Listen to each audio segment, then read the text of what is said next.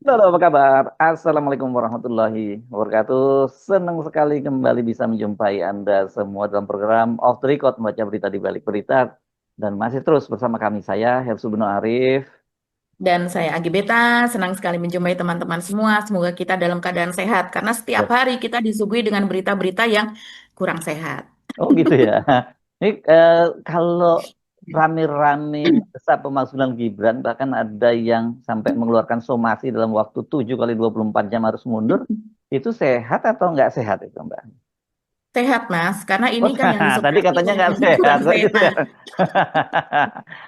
Katanya nggak sehat tadi. Jadi kita Ada. selalu menghadirkan Hmm, apa namanya diskusi, topik diskusi tentang satu keluarga ini yang membuat satu Indonesia ini menjadi kurang sehat gitu kan. tapi Persoalannya hanya satu ya, keluarga ini tapi sebetulnya. sikap itu adalah sikap akal sehat, gitu ya kira-kira ya. Jika Mm-mm. sikapnya akal sehat, Oke, betul. kita kelihatannya akan membahas satu topik itu karena rame banget kemarin banyak sekali peristiwa ya, mulai dari para purnawirawan bersama dengan para aktivis yang kemudian mendesak DPR dan kemudian juga bahkan ada advokat yang saya menyebutkan somasi, ada mahasiswa juga turun dan HMI misalnya yang sudah menyatakan dukungannya terhadap untuk agar Gibran dimakzulkan. Ini rame banget ya soal itu ya. Di Betul. di luar itu sebenarnya kalau masih mau ditambahin dengan Pak Jokowi soal kasus Bobby itu juga cukup menarik Betul. karena Mhm. ternyata bukan hanya ini Mbak Agi, bukan hanya karangan bunga yang bermunculan, tapi rupanya diam-diam ada lagi syukuran mereka, gitu ya. Iya, dan Bobby nggak diundang gitu ya. Iya, Ukurannya itu dia. diem-diem. Eh, Anggrek Klian. Nah, kalau ini Klian ini Mbak Sukarno. Oh iya, Kelen. Kalian nggak Mhm. anu, kalian nggak main ini. Kalian nggak undang aku juga kata syukuran. Mungkin gitu kata Bobby. Itu itu menarik juga. Oke, tapi kita mungkin akan fokus pada itu, ya pada soal pemakzulan. Tapi saya kira mungkin Mhm. ada menariknya juga banyak. Kalau kemarin tuh heboh itu rapat di Komisi 12. Iya, Ya. antara Menteri Komisi 12 dengan Menteri ESDM Bahlil Lahadalia.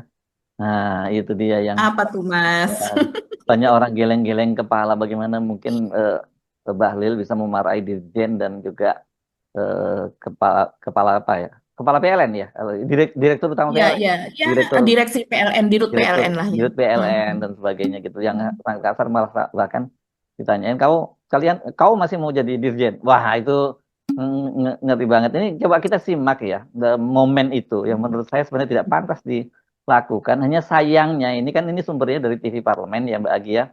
Pas pas Bahlil bicara itu dia sedang presentasi tentang listrik. Jadi yang muncul filenya bukan wajahnya. PPT eh, presentasinya. Presentasinya. Mhm. Kalau kita bisa lihat ekspresi Bali dan kemudian ekspresi Pak Dirjen dan juga Dirut, menurut saya itu pasti drama yang menarik. Ada seorang menteri marahi bawahannya kok kayak dia kayak raja ya kalau seperti ini ya. Betul. Tanya ya. Coba Mhm. kita dengar sebentar ya. Nah, saya sampaikan kepada Bapak Presiden atas arahan dan visi besar Bapak Presiden tentang swasembada energi. Jadi energi ini harus juga dirasakan di desa-desa. Dan dalam hitungan kami ada sekitar 5.600 desa yang harus kita lakukan. Tapi tadi saya dapat laporan katanya PLN 10.000 desa ya. Oh 10.000 ini tambah 10.000. Ini nggak tahu dirjen saya nggak benar atau dirut PLN yang nggak benar. Kalian habis ini ketemu sama saya ya. Kurang ajar kalian ini. Masih mau jadi dirjen kau. Ini direksi PLN kelihatannya baru juga jadi materinya baru. Padahal di rootnya cuma satu gitu, nggak rubah-rubah. Gimana Mbak Agi kayak gitu Mbak Agi? Seorang menteri kok seolah-olah dia kayak raja masih mau kamu ini jadi Dirjen. Bukannya kalau untuk pejabat eselon 1 itu lewat kalau dulu di eranya dulu ada TPA kan prosesnya namanya ya Mbak ya. Bukan karena dia Hmm. dia marah terus kemudian menghadap saya terus langsung dipecat kan gitu. Mari kita tunggu apakah itu dilakukan. Tapi sebenarnya praktek ini apalagi dilakukan di dalam ruang terbuka publik di perwakilan rakyat itu menurut saya berlebihan banget ya Mbak. Iya, sangat-sangat berlebihan. Inilah yang disebut tidak waras, Hmm. rusak, memberikan contoh yang tidak baik begitu. Ini kan yang melakukan seorang pejabat, Hmm. pejabat yang dibayar oleh rakyat, pakai duit rakyat, yang seharusnya mengedukasi rakyat, bagaimana cara berpresentasi di hadapan publik, karena dia sangat tahu bahwa itu disiarkan secara live. Mm-mm. Bisa jadi ada hanya sekitar seratusan, bahkan ribuan, tapi bisa jadi kemudian karena viral ini menjadi jutaan. Dan Ya. kemudian orang tidak lagi melihat esensi dari Mm. pembicaraannya, tapi justru orang mempercakapkan, mempertanyakan tentang cara dia berbicara yang seperti Ya, preman itu, Mas Hersut. ya, iya, iya, Ini iya. kan ibaratnya seharusnya sebagai seorang pejabat yang setiap kali selalu disorot publik, misalnya hidangan di meja makan, dia presentasikan itu dengan baik, dengan mangkok yang proper misalnya, tapi ini alih-alih itu malah justru sewajan-wajannya, sekompor-kompornya dia taruh di situ begitu. Mhm. Jadi sama sekali orang disuguhi sesuatu yang dan dicontohi sesuatu yang tidak benar. Padahal ini Bahlil ini kan selalu dia mengatakan saya mantan ketum ini, saya mantan ketum ini, saya menjabat ini, yang anak muda harus begini, yang seolah-olah anak muda tuh harusnya seperti saya, mempresentasikan, mencontoh saya, apa yang saya lakukan dan sebagainya. Ini apa yang mau dicontoh kalau seandainya seperti ini, Mas Erso? Iya.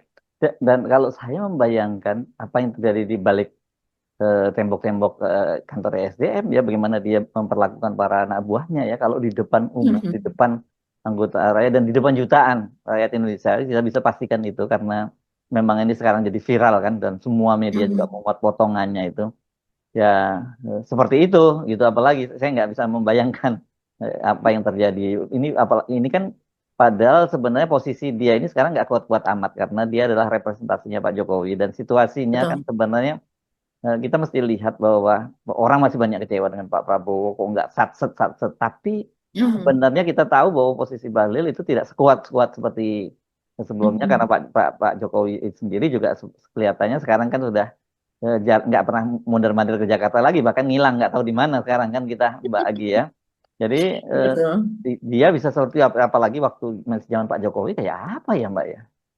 Wih, luar biasa ya.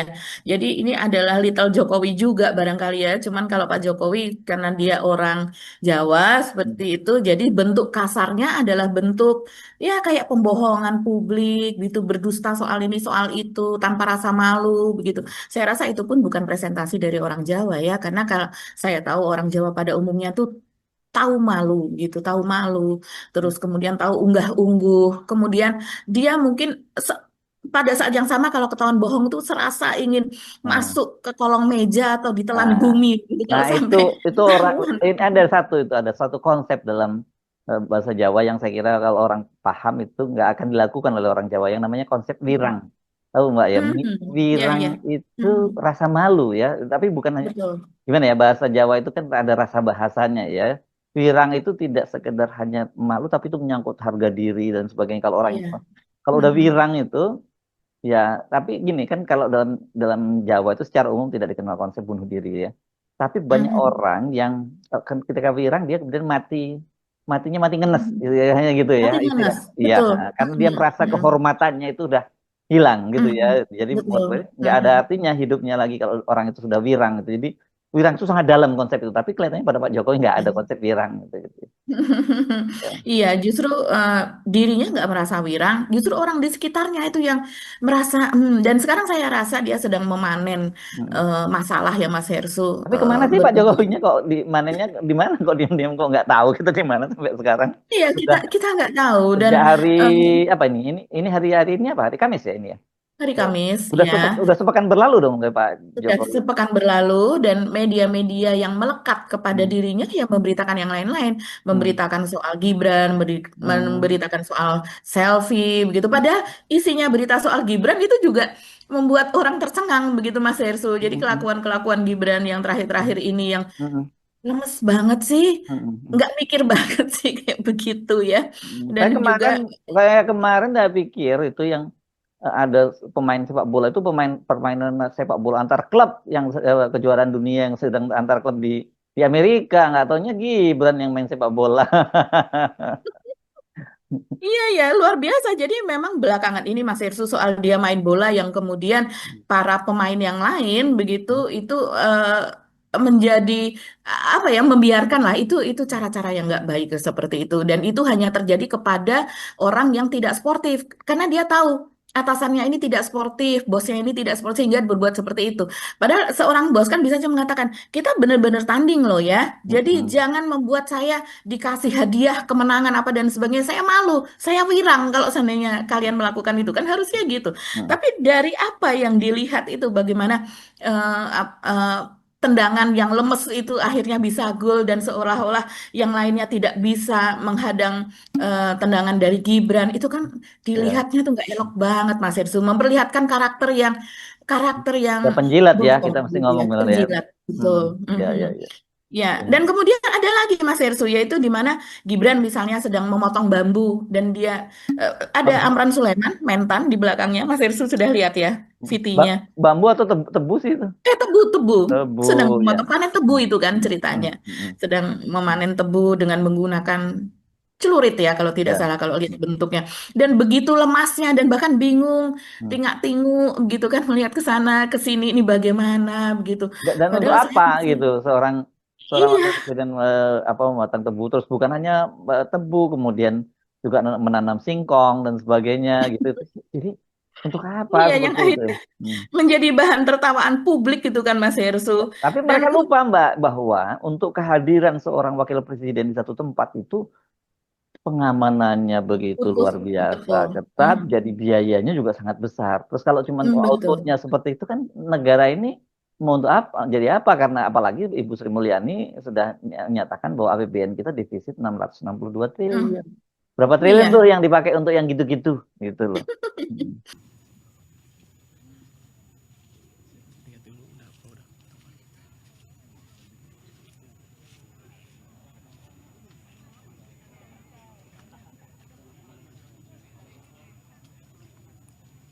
Itu di sampingnya ada ini Pak, ada kalau misalnya ada petani Pak.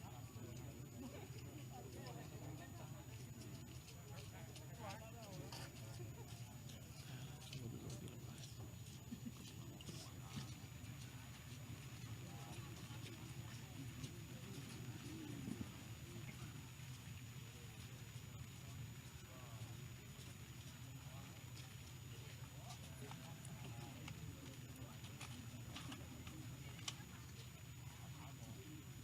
Angkat udah Pak langsung. Mohon potongan tebu untuk dapat dipegang. Iya, jadi ketika Pak Prabowo ini sedang mengurusi rakyat betul-betul ke sana kemari, ke luar negeri, melobi sana, melobi sini, bekerja sama, minta bantuan, menawarkan investasi, dan di dalam negeri pun terjadi menteri-menteri yang tidak bekerja dengan baik, dengan sebenarnya dengan proper, malah memberikan masalah seperti 40 di Aceh yang akan diambil alih oleh Bobi. Ini belum lagi soal Bobinya sendiri sekarang juga ada masalah gitu. Ini pasti juga karena Bobi sekarang menjadi anggota Gerindra kan Mas Irsu, Hmm. walaupun orang tidak melihat bahwa dia representasi dari Gerindra, representasi Enggak dari sih ya. Prabowo, tidak sama Enggak sekali ya, begitu. orang nggak lihatnya itu nggak lihat segitu ya. Ya, itu tidak, angle itu sama sekali tidak ditoleh. Tapi kan tetap saja kita melihat ini ceruknya seperti apa begitu. Dan ketika Pak Prabowo sedang apa namanya memulihkan persoalan bangsa ini yang carut marut begitu, yang rusak begitu selama 10 tahun ini, birokrasi, polisi, keadilan, hukum apa dan sebagainya begitu. Nah, sementara Gibran ini main-main menebang tebu begitu kan, main bola, terus kemudian datang ke sana ke sini ke sekolahan melihat MBG ya ecek-ecek lah seperti itu, bukan di tingkat kebijakan dan bukan juga mencarikan pekerjaan, ngomong-ngomong AI bahkan ada yang disinggung dan kemudian menjadi rame viral, yaitu ketika pada sebuah acara dia sangat-sangat miskin diksi Mas Hersu, jadi dia hanya mengatakan luar biasa hanya dalam waktu sekian menit begitu, dan itu dihitung oleh netizen itu sampai 5 kali dia mengatakan luar biasa, dan itu dihitung karena kekayaan diksi itu artinya dia sering membaca, dia sering mendengar, dia sering berdiskusi. Itu tidak dimiliki oleh wakil presiden satu ini. Hmm. Gitu juga dengan banyak sekali lah hal-hal yang lain ya, seperti ada karena konten Jokowi ini tidak hadir sekarang, sosoknya tidak ada. Jadi kemudian konten Mas Wapres ini kan diambil oleh apa namanya, oleh media-media yang embedded atau melekat kepada Jokowi. Ini Apa salah yang satu konten apa yang YouTuber dibuatkan. Nusantara itu bukan?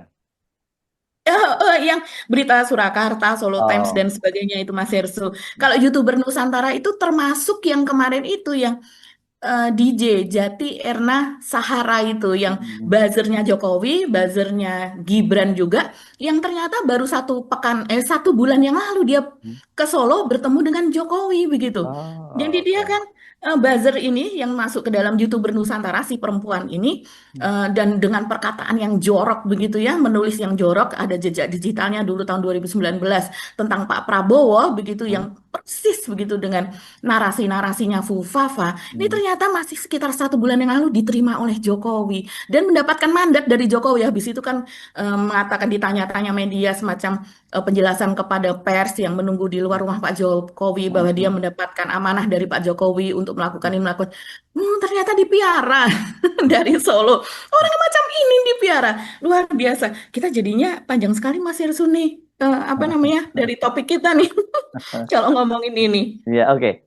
Nah, tapi kan ini kita mendeskripsikan apa sih yang dilakukan oleh Gibran gitu dan kenapa Betul, kemudian sehingga layak dimakzulkan begitu ya. dimakzulkan ini kan kalau kita lihat di DPR, DPR kan akan ada akhirnya ada pernyataan dari Puan ya yang menyatakan bahwa itu akan dibicarakan sesuai dengan prosedur lah gitu ya ini. Memang kelihatan sekali bahwa di DPR sendiri juga tidak terlampau serius membahas soal ini ya.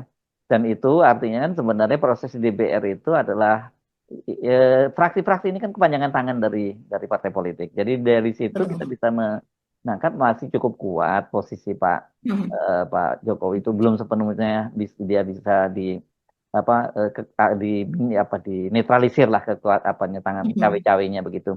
Tapi kan kalau kita lihat kalau dulu kan biasanya dalam beberapa kan Pak Jokowi datang ke Jakarta, kemudian makan malam dengan Pak Prabowo dan sebagainya. Ini kan sekarang kan udah lama banget kita nggak lihat kan seperti itu gitu. Nah itu yang saya kira mungkin kita kalau saya sebenarnya sampai pada kesimpulan mencoba memahami mungkin yang terjadi pada Pak Jokowi itu lebih pada under pressure gitu ya. Dan kalau orang under pressure itu memang biasa reaksinya bisa sampai seperti itu gitu ya. Jadi under pressure kelihatannya ya Pak Jokowi dalam situasi semacam ini dan ini kalau Pak Jokowi aja bisa sampai seperti itu, saya nggak bisa membayangkan pada Gibran. Bagaimanapun juga nggak kan Gibran ini juga manusia biasa, dia nggak mungkin menghadapi situasi ini dia bisa bertahan. Bapaknya aja yang udah cukup matang, udah punya pengalaman 10 tahun jadi presiden, begitu menghadapi situasi yang sangat menekan seperti sekarang. Karena dari sisi Pak Jokowi kan tekanan itu terhadap dirinya sendiri, ya kan soal status ijazahnya dan sebagainya, terus kemudian soal hubungannya dengan Pak Prabowo dan sebagainya itu kan pasti menekan dia. Ditambah lagi dipersoalkan Gibran, kan sebenarnya itu pasti langsung apa ya menonjok itulah hulu hatinya Pak Jokowi ya. Sementara Gibran saya kira secuek-cueknya Gibran, dia nggak mungkin menghadapi situasi ini dengan luar biasa. Mungkin dia biasa di luar. Mungkin dengan jawabnya seperti itu nggak mungkin, Mbak. Jadi mari kita lihat loh, jangan salah bagaimana penampilan Gibran, apalagi ini sekarang ini tekanannya itu kayak gelombang besar ya soal apa Ya, desakan untuk memakzulkan Gibran itu ya. Bukan hanya betul, purnawirawan betul. loh ya, sekarang mereka jadi memang purnawirawan kenapa ini dikhawatirkan kali? Bagaimanapun juga para purnawirawan ini adalah orang-orang yang punya kredibilitas tinggi yang Ya. kemudian menimbulkan apa ya trust publik itu luar biasa terhadap mereka. Orang-orang ini kan eh, mungkin kita tidak ingin membuat dikotomi antara sipil dan militer gitu.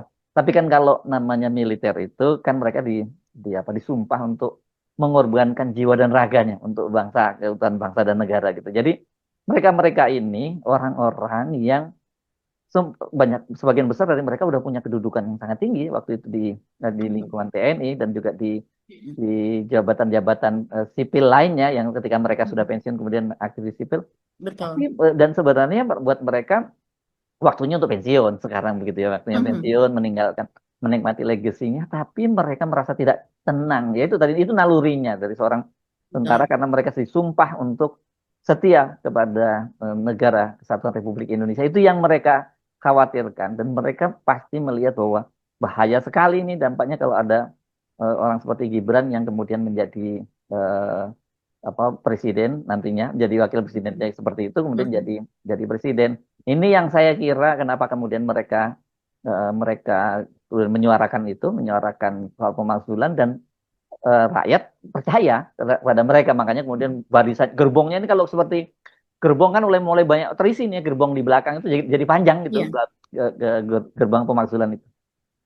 Betul sekali Mas Hersu. Jadi mereka ini banyak pendukungnya, para purnawirawan ini yang masuk ke dalam forum purnawirawan TNI gitu. Kemarin kan bertemu lagi ya Mas Hersu Ya, ya. Kemarin sore bertemu di sebuah lokasi di Kemang, Jakarta Selatan. Dan ini rame betul ya, media maupun media-media apa namanya, media nasional, media yang di daerah lokal begitu, dan juga di medsos-medsos rame betul. Saya sudah cek.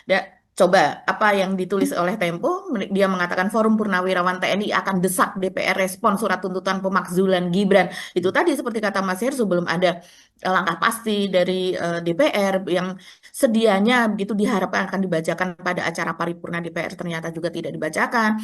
Puan mengatakan itu masih di meja sekjen, belum dipelajari, belum didiskusikan. Takut betul begitu kan? Terus kemudian atau setidaknya didiskusikan terus kemudian apa jawabannya. Tapi kalau saya rasa mereka juga mengulur waktu. Ini dari segi strategi politik ya Mas Hersu. Mereka mengulur waktu agar lebih didesak lagi gitu. Jadi ada alasan kalau seandainya nanti mereka akhirnya mempelajari soal itu dan membuat keputusan soal itu. Ini seperti Kompas misalnya menulis Forum Purnawirawan TNI desak DPR tak lama-lama respon surat pemakzulan Gibran. Dan rencananya memang Jenderal Fahru Rozi ini mengatakan dia salah satu menjadi pembicara, bahkan pembicara pertama pada forum tersebut. Ini sebuah jumpa pers gitu ya, pernyataan kepada pers menanggapi sikap dari DPR. Dia mengatakan mereka akan menemui SBY untuk memperjelas sikap SBY ini seperti apa. Dia sepertinya tidak menolak, tidak juga mengiyakan. Tapi kalau kita lihat sejarahnya, Ya, Pak apa yang SBY sudah pasti lalu, tidak akan aneh ya. Diplomatis lah iya, bahasa halusnya kita ngomong ya. iya, Hmm. SBY biasanya seperti itu. Tapi kalau melihat gesturnya kita baca saja. Oh, Dia tidak ya, mau menerima Gibran ketika Gibran itu hmm. sudah menjadi Resmi menjadi calon cawapres full calon wakil ketika ya. itu.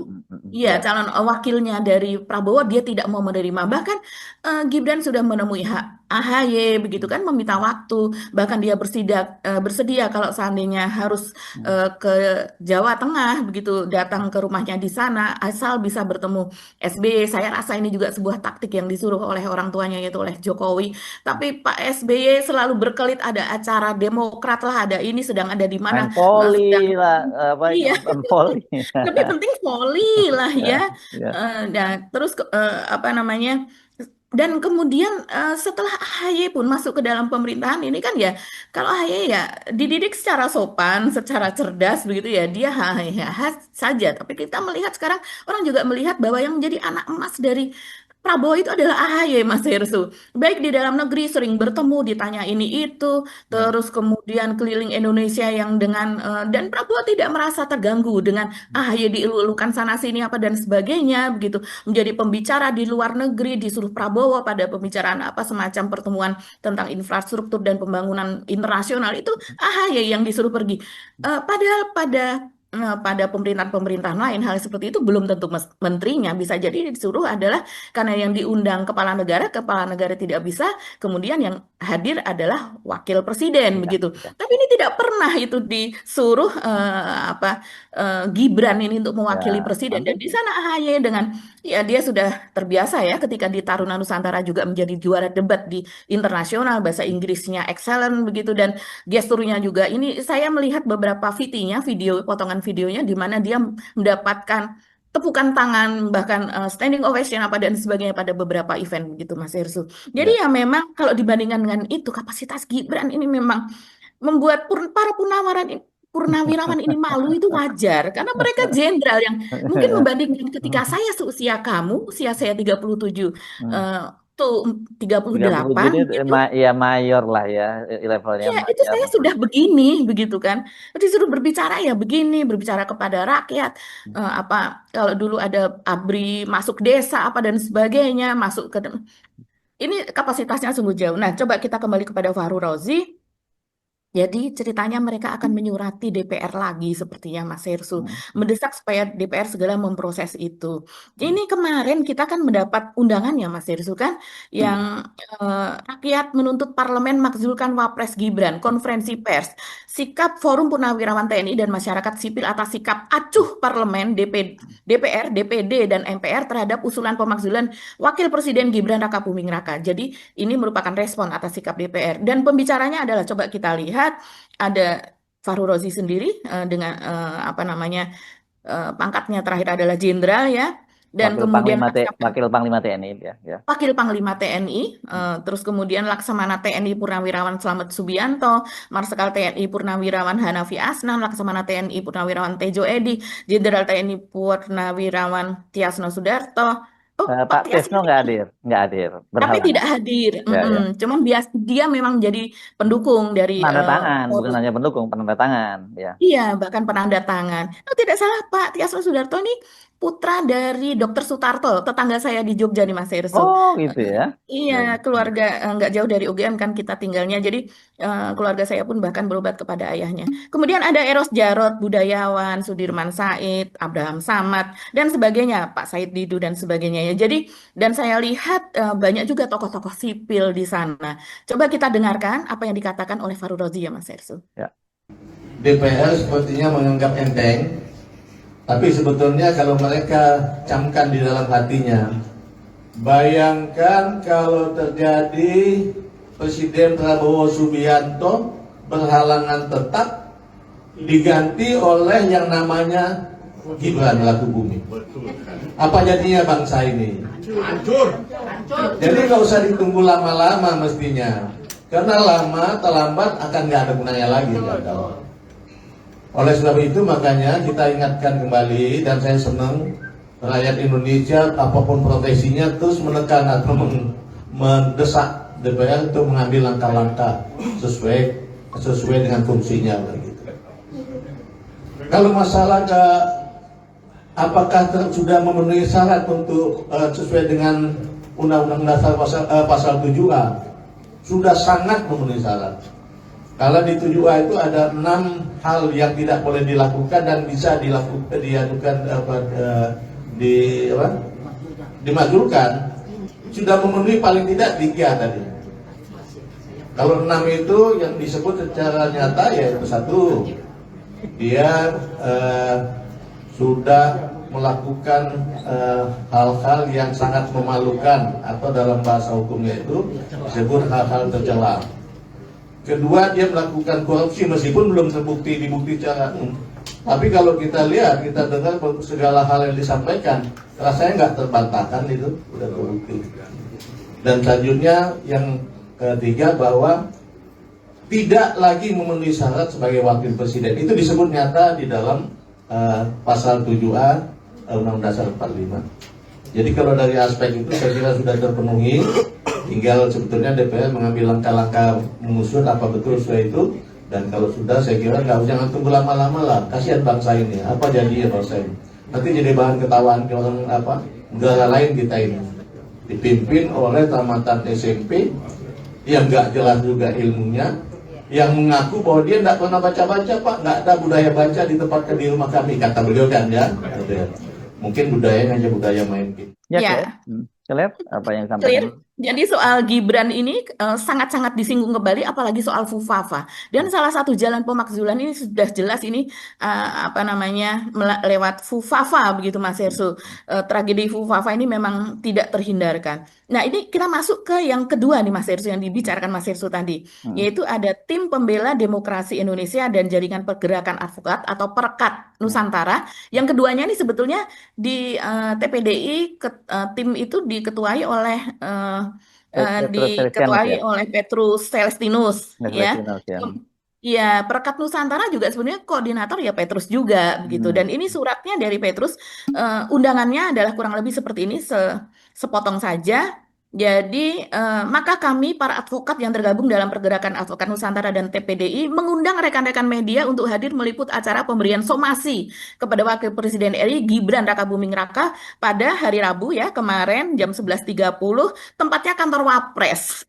Jadi disampaikan langsung di sana rupanya. Tapi kita dari media mendapatkan salinannya atau kiriman apa namanya rilisnya begitu tentang sikap mereka. Apa sih yang mereka inginkan?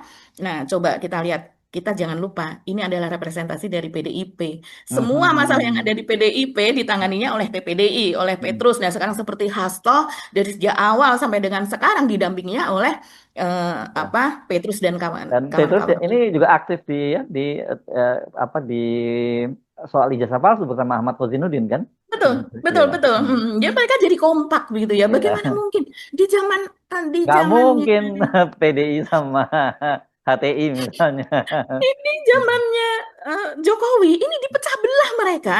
Dipecah belah baik secara agama maupun secara organisasi dan sebagainya. Ini dicapnya HTI, terus kemudian ini dicapnya sebagai ada cap komunis, ini dicapnya sebagai si merah apa dan sebagainya atau apalah begitu ya. Sekarang mereka kompak dan mereka inilah Indonesia yang sebenarnya menurut saya sih. Ya. Dan ini yang bisa terjadi ketika mereka memiliki Oke lah, mereka memiliki kepentingan yang sama, tapi kepentingan sama adalah melawan kezaliman, Iya, ya. melawan Dan apa demokrasi yang yang dihilangkan oleh betul-betul Jokowi. rusak di eranya Jokowi itu kohesi bangsa ya. Betul. Yang disebut pembelahan itu yang kemudian Betul. mereka representasikan dengan cebong, kampret, apa dan sebagainya. Dan itu hidup di dalam masyarakat, narasi-narasi kebencian di media sosial dan sebagainya itu kan waktu eranya SBY nggak ada yang hal semacam itu gitu. Gak ada Mas Ersu, even di eranya Megawati juga tidak Nggak ada. ada. Nah, ya kan Tidak ngomongin ada. Megawati itu malah menarik saya ini. Anda tentu ingat ya namanya Abu Bakar Basir, ya. Betul. Ya, Mhm. itu kan ketika Amerika minta agar Pak Abu Bakar Basir itu diekstradisi ke Tangkap, Amerika, ekstradisi. gitu, Mhm. ditolak oleh Ibu Megawati pada waktu itu. Berkali-kali ditolaknya, ditekan sekalipun. Betul. Itu. Jadi Mhm. ya, memang ini mestinya hidup kita mesti harus kembalikan ke situ karena problem bangsa itu sangat berat ya. Kita harus dalam situasi kita bersatu saja hidup kita ini udah berat gitu, apalagi kalau kemudian terbelah-belah. Ya makanya kadang-kadang saya cuman sering kasihan aja kalau lihat apa para Ternak Mulyono gitu yang disebutnya sekarang oleh para netizen kan gitu, apalagi sering saya baca-baca komentarnya per postingan 400 Rupiah. 400 rupiah, bukan 400.000 ya Mbak, bukan ya?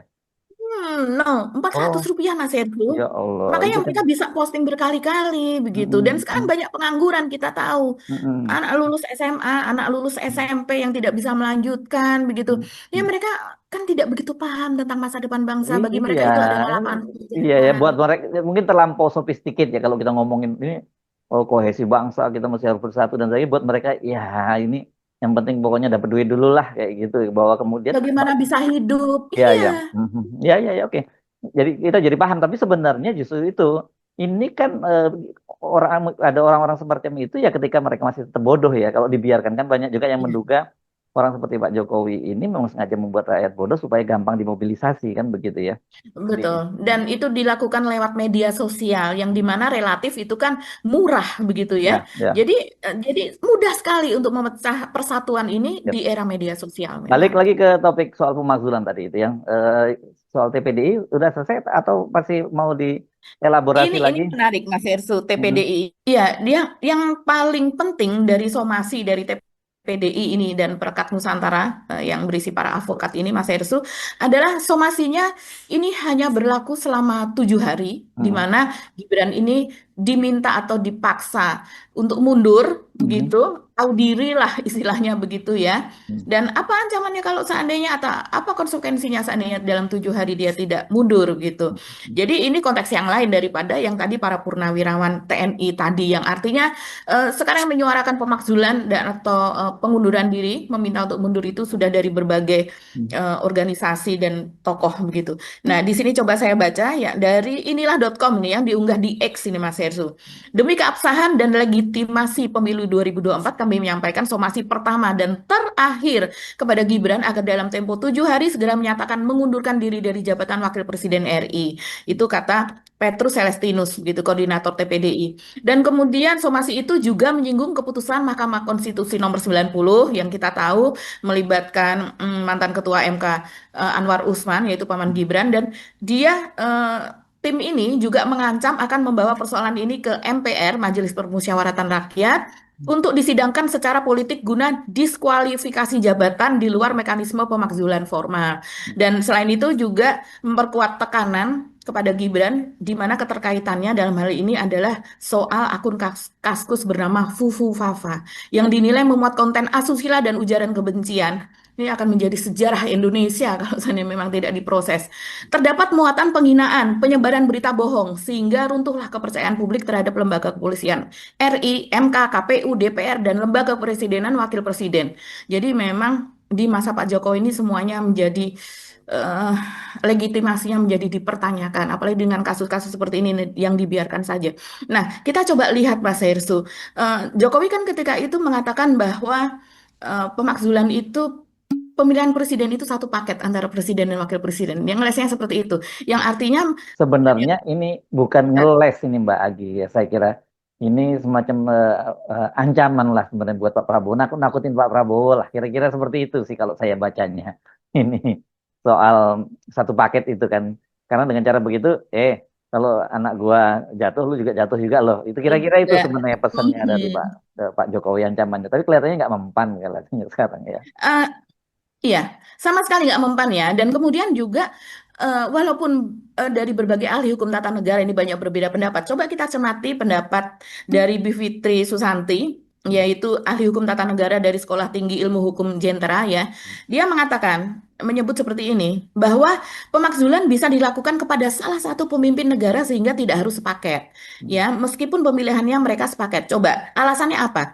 Dia menyebut hal itu tertuang pada Pasal 7A Undang-Undang Dasar UUD 1945 setelah amandemen. Jadi sesudah di amandemen bunyinya seperti ini. Presiden dan atau wakil presiden dapat diberhentikan dalam masa jabatannya oleh Majelis Permusyawaratan Rakyat atas usul DPR, baik apabila terbukti telah melakukan pelanggaran hukum berupa pengkhianatan terhadap negara, korupsi, penyuapan, tindak pidana berat lainnya, atau perbuatan tercela, maupun apabila terbukti tidak lagi memenuhi syarat sebagai presiden dan atau wakil presiden. Nah, penjelasannya dia menyampaikan ini ketika ditanyakan merespon dari respon Pak Jokowi tadi. Jadi dia menjelaskan lagi, tidak harus sepaket. Jadi secara konstitusional di pasal 7 UUD 45 itu kan presiden dan garis miring atau wakil presiden. Atau artinya tidak harus sepaket. Kalau sepaket itu kan dan. Jadi dan kemudian atau. Dan garis miring atau. Jadi atau wakil presiden atau wakil presiden. Jadi salah satunya saja bisa dimakzulkan, tidak harus. Masa kalau seandainya meninggal juga dua-duanya harus meninggal? Kalau seandainya, iya kan apa namanya, secara logikanya demikian begitu Mas Ers. Oke, ini saya tahu pasti ini memang lebih pada gerakan-gerakan hukum dan politik ini sebenarnya yang dilakukan oleh TPDI. Meskipun orang mana bisa mensomasi, tapi tetap itu yang harus dilihat bukan apakah bisa atau tidak, tetapi ini menunjukkan bahwa berbagai elemen masyarakat sudah mulai bergerak begitu. Dan saya kira DPR seperti apapun, kalau kemudian mereka dapat tekanan yang deras dari publik, ya pasti mau nggak mau mereka nanti akan mengakomodir ini. Apalagi yang juga lagi viral pernyataan dari HMI ya Mbak Agi ya, yang betul juga pemakzulan yang dilakukan oleh para purnawirawan itu. Iya, menambahi sedikit dari yang tadi, ini orang-orang dari TPDI dan juga Perkat Nusantara ini adalah orang-orang PDIP begitu, apa namanya, bagian hukumnya PDIP. Yang setiap kali ada masalah PDIP, yang mereka ini yang ditugasi oleh Megawati untuk mengurus soal legalitasnya, soal pembelaannya dan sebagainya. Nah, kalau kita melihat ini Mas Hersu, kemudian sekarang PDIP kan sudah santai. Kalau kemarin panas betul, kapan ini akan kongresnya kapan? Karena masih ada orang di luar sana yang kita ingat pada bulan Januari yang lalu, kalau tidak salah pada saat ulang tahun ya, di mana Megawati mengatakan seharusnya saya sudah pengen istirahat karena sudah waktunya. Tapi ternyata ada orang tuh yang di sana tuh, ada pihak pihak yang pengen ngambil kursi ini. Apa akan saya biarkan? Sebaiknya saya biarkan atau tidak? Kemudian mayoritas yang hadir, anggota kader begitu pada saat itu mengatakan tidak, lanjutkan apa dan sebagainya ketika itu. Ini sangat-sangat menarik. Ketika itu bahkan ada Effendi Simbolon kalau kita ingat, dia menemui Jokowi dan tidak lama kemudian dia merespon pernyataan Megawati itu dan dia mengatakan seharusnya itu sudah diganti. Masa partai menjadi hanya milik pribadi, milik keluarga yang pemimpinnya itu terus, seharusnya ketua umumnya itu diganti. Ya, saya rasa itu adalah suara Jokowi juga dan ketika itu sangat santer isu bahwa memang ada pihak yang ingin mengambil alih kursi ketua umum PDIP. Tapi kenapa sekarang santai? Kongres kapan saja bisa dilaksanakan, bahkan menunggu kasus Hasto selesai, begitu kan? Sementara yang pihak itu, saya sendiri punya teman di PDIP dan dia cerita pihak itu menginginkan Hasto ini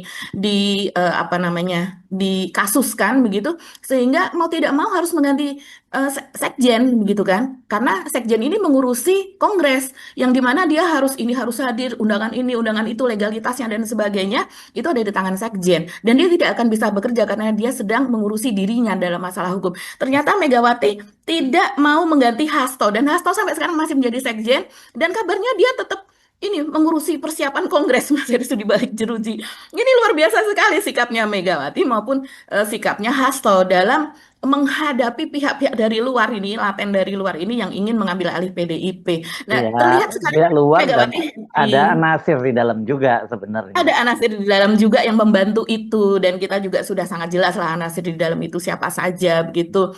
Jadi ya memang sekarang sepertinya kalau kita melihat apalagi pertemuan Prabowo, pertemuan Didit, pertemuan kader-kader Prabowo, orang-orang terdekat Prabowo, Dasko, Muzani dan sebagainya bertemu dengan Megawati, sesudah itu mereka tertawari yang Megawati juga tampak gembira dalam foto-foto, memperlihatkan memang Prabowo ini merangkul betul Megawati.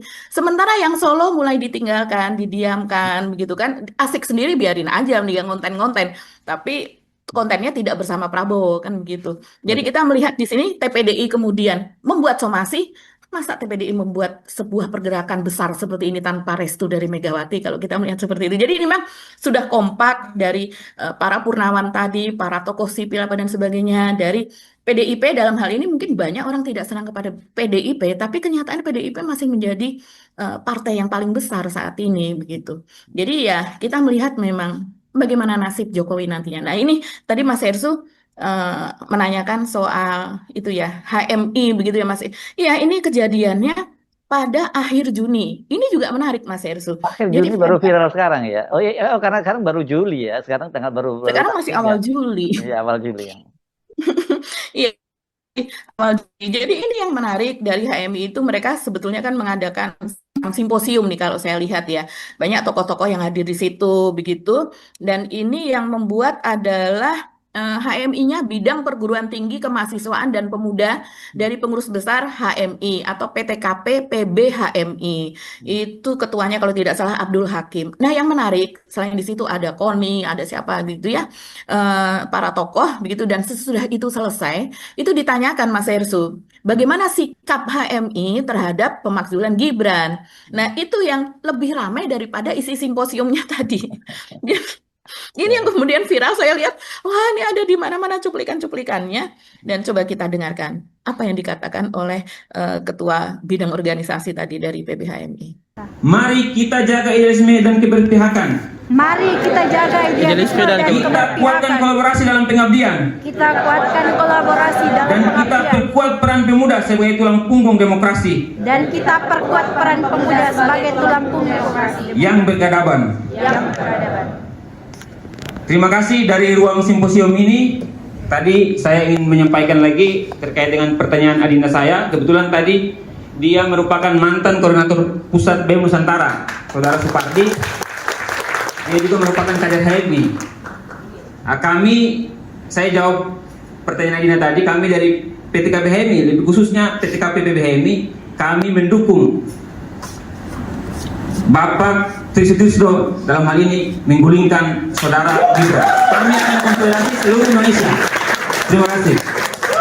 Ya, jadi suara mahasiswa cukup terwakili di situ juga ya Mas Hersu, walaupun ini bukan suara Ketua Umum PBHMI, tapi ini bagian di bawahnya, yaitu di skup bidangnya itu mengatakan bahwa mereka mendukung apa yang dilakukan eh, terhadap Gibran pemakzulan tersebut dan juga mendukung langkah dari Pak Tri Sutrisno begitu. Jadi kalau saya melihat ini sih bukan sesuatu yang baru karena di setiap kali ada pergerakan, setiap kali ada demo di mana-mana selalu nyelip poster makzulkan Gibran. Walaupun itu demonya demo soal apa begitu, demo soal buruh, demo soal TNI apa dan itu tetap ada eh, pemakzulan Gibran. Jadi memang ini sudah menjadi sekarang ini sudah sangat masif ya, menjadi gerakan nasional gitu.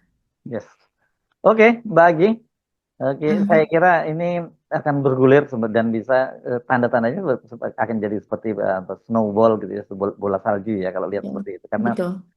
kan sebenarnya ini gerakan-gerakan seperti itu kita bisa lihat kalau Pak Jokowinya melemah ya perlawanan itu akan makin berkurang gitu. Sementara Pak Jokowi ini sudah sepekan ya, Mbak Andi, malah ini hari ke-8 ya Pak Jokowi gitu, menghilang dari sorotan publik dan biasanya Pak Jokowi kalau menghilang dari sorotan itu yang gatel-gatel sebenarnya kalau nggak muncul di media, tapi ini kenapa malah nggak muncul udah sepekan lebih gitu. Kalau biasanya nggak muncul di media, dia gatal-gatal. Kalau sekarang nggak muncul karena gatal-gatal gitu Mas. Oh gitu ya. Oke, sampai ketemu lagi kita esok. Saya Hersbun Arif. Dan saya Gipeta, terima kasih atas perhatian teman-teman semua. Tetap salam akal sehat. Wassalamualaikum warahmatullahi Waalaikumsalam wabarakatuh. warahmatullahi wabarakatuh.